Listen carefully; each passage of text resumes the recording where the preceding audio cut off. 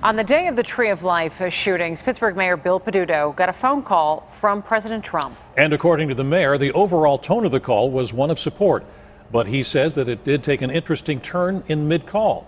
John Shumway has the story now, new at 6. So we've been following very closely the events of Squirrel Hill. As he boarded his plane at Andrews Air Force Base that morning, the president expressed his outrage about the attack at the Tree of Life. Pittsburgh, great community, incredible people. I spoke with the governor, I spoke to the mayor. He had just gotten off that call with Mayor Bill Peduto, who was standing outside the Tree of Life Synagogue. It was cordial. He offered his assistance in any way possible.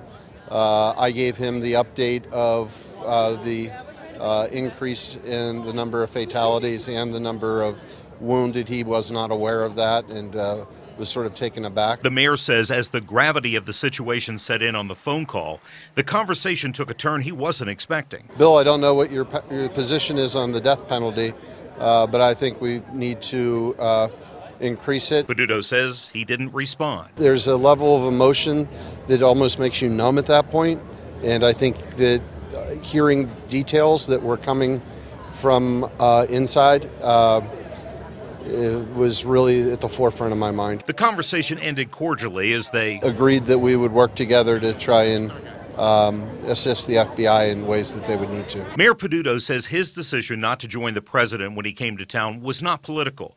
He had asked the White House to hold off until next week. I can't tell a president not to come, but I can try to coordinate what becomes our priorities, which are the families and the officers. 3 days afterwards, we still had only done one funeral out of 11. I mean, or two funerals, I'm sorry, out of 11. I mean, it was, the priority was with them. And there was, as I said earlier, I had to make that decision 100 times again. 100 times I'd make the same decision and be with those families and our officers. John Shumway, KDKA-TV News.